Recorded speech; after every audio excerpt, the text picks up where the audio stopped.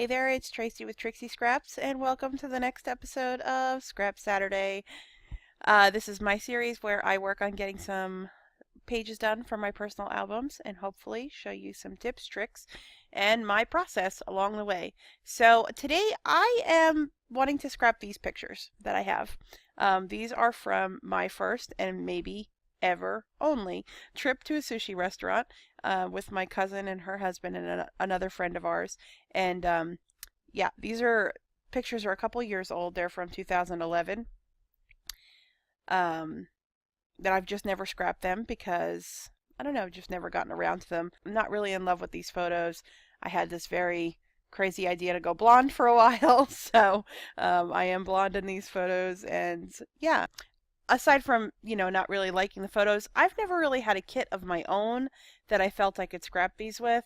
And I'm a little tired of working with my own stuff. Every now and again, I want to work with somebody else's kit. So that's what I'm going to do today. I actually downloaded this beauty of a kit from my bestie, Connie Prince, and I love it, and I think it's adorable. I love the colors in it, and it has sushi in it, and how can you go wrong? So I'm going to use Connie's kit today. Shout out to Connie. I love you very much, and your kit is adorable, girl, so I can't wait to work with it. So yeah, I'll give you a link in my description down below where you can pick up Connie's kit, but I just wanted to show you that this is what I'm going to work with today.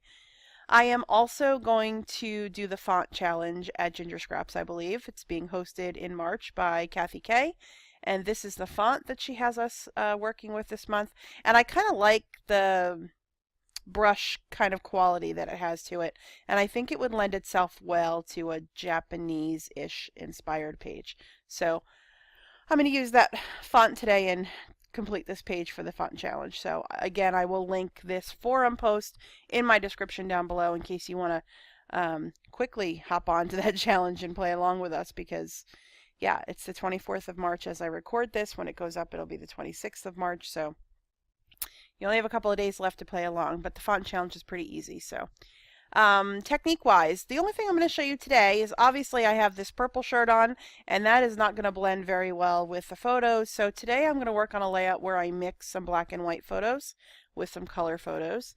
And yeah, it was kind of dark in this restaurant, so those of us with blue eyes, we had some red eye issues. So that's the first thing I'm going to work on fixing today.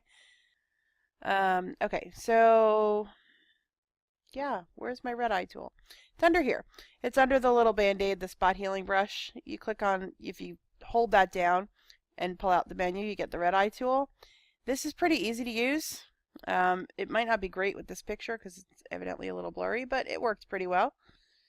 So yeah, so all you really have to do is kind of click where the red eye tinge shows up. See, that time it didn't work well.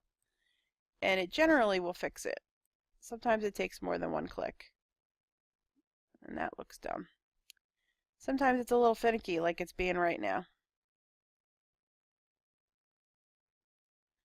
And you know what? I'm going to call that good enough, because this is one of the, once you zoom out, you can't even tell. This is one of the pictures I'm going to turn black and white. So I don't even necessarily really need to fix it on this photo, but I'm going to go ahead and fix it anyway. And that kind of turned some of my husband's eyelid dark, but you know what? Like I said, oh, that's not good. Once you zoom out of this, you're not going to even be able to tell. So it's not perfect, that red eye tool, but it does help. It does work. See, it should work really good on these. Oh yeah, it's working really good on Stacy's red eyes. And of course my cousin, well, all of us, we are cursed. We have blue eyes, and whenever it's a low lighting situation, yeah, that red eye stuff pops out. It can happen to people that don't have blue eyes too, but it happens more to people who have blue eyes. Whoa. Okay. I'm feeling kind of goofy today, guys. It's been a rough week. So I don't really want to get too much into it because, yeah, I don't need to cry while I'm recording a video, but we got a pretty devastating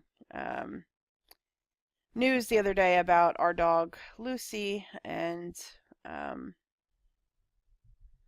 our vet thinks that she has lymphoma. Sorry guys, right here I have to do a timeout. I'm actually doing a voiceover after the fact. I'm going to insert it into this video. I apologize. You may have noticed that the dates that I introduced earlier in the video for the challenge have come and gone. Um, that is because, unfortunately, a few days after I recorded the video, Lucy suddenly passed away. So the last couple of weeks have been hard. We lost her sister Diamond in October, and we lost Lucy just 5 months later. And if you guys know me, I don't have human children. My dogs were my kids. And so it's been a hard time adjusting to not having them anymore. And I don't know, the last couple of weeks, it was just hard for me to go back into this video and edit it and explain what happened. So I apologize that, it's been a couple of weeks and I haven't uploaded, but yeah, that's what happened. We miss her a lot. I appreciate your thoughts and well wishes for us, and I'm going to get back to the video, but I just wanted to show you a picture of my girl because she was the sweetest dog in the world, and I really miss her. So thanks for your patience during this video. Like I said, it's been a little bit of a rough road, but I'm trying to get back to work now, so thanks for your patience, and on we go with the tutorial. Thanks, guys. Okay, so let's work on turning these photos black and white. I'll show you my standard way. That I think I've shown this in a video before, but I basically go to Image, Adjustments, and Desaturate, which you could do Shift Control U as well. Actually, before I do that, let me undo that. I'm going to sharpen this photo a little bit because it's a little blurry. Filter, Sharpen, Unsharp Mask, and we need to pull this radius up a little bit. Oh, that's so much better. Or maybe not that much.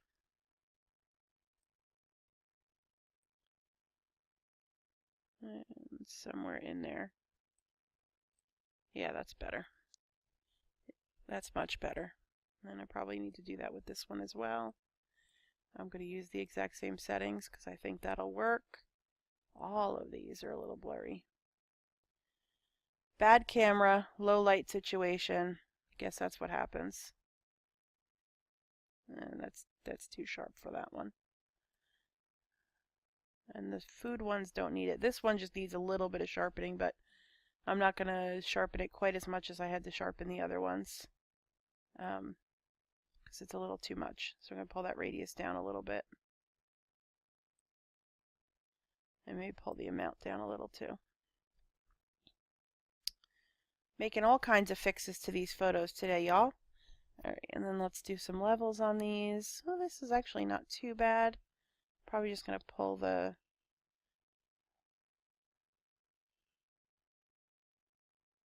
midtones down a little bit and the highlights up a little bit, maybe. On that one, I'm going to leave the food photos alone because they're kind of pretty bright with the flash. And then these other ones, any of the ones I'm in, they're going to be black and white, so I'm not going to do a levels dialog on those. It's not going to need it. I might actually sharpen this one a little bit more. Okay. Yeah, so standard black and white, this is what I do. I go to Control Shift U, which is desaturate. Then I duplicate the layer, set it to soft light. Then you got to play with your fill on this. I generally like to bring it back. See, when it's all the way up like this, I'm blowing the entire background out, and that's not what I want to do. So I pull it down a little bit until I get it kind of where I can sort of see some background. But again, this restaurant was dark, so there's really not too much background detail to be had.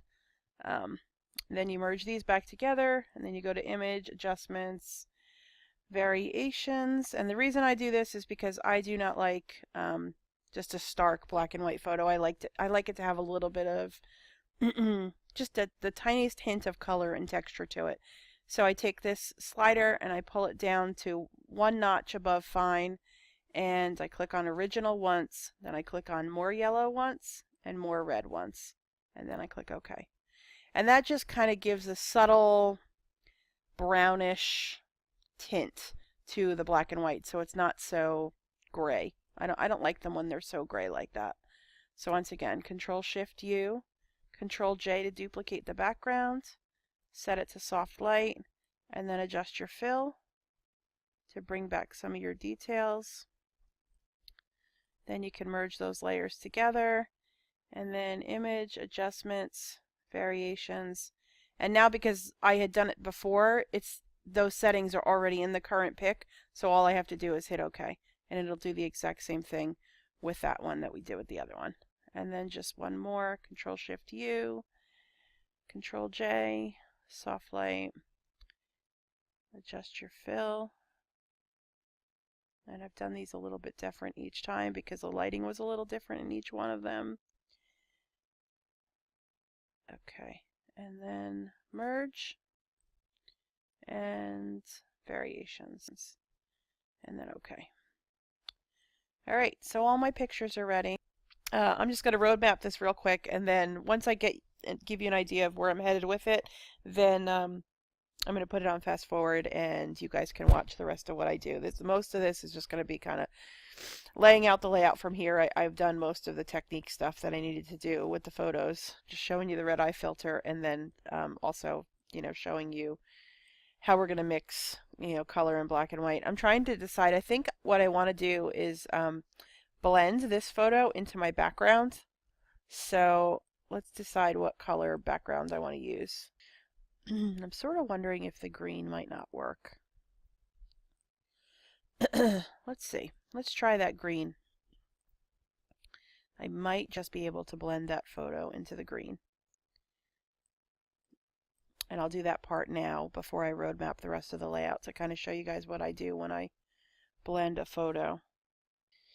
Yeah, I think what I'm going to do is I'm going to have the blended photo kind of up here.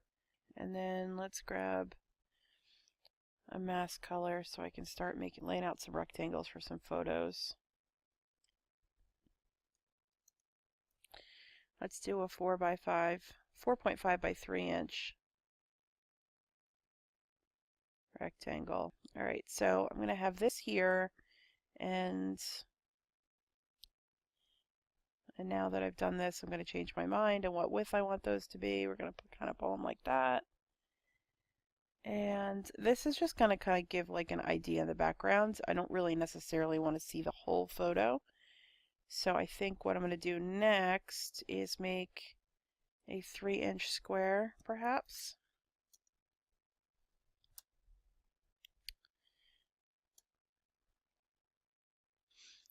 And yeah, I don't want to have them centered like that. I'm going to go like this. And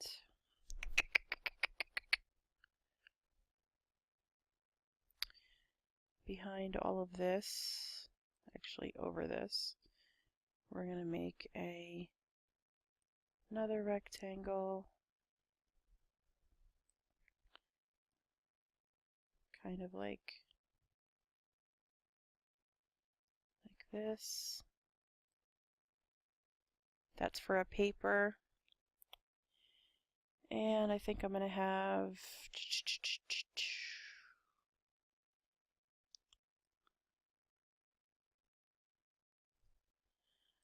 a little journal box area that comes down over here.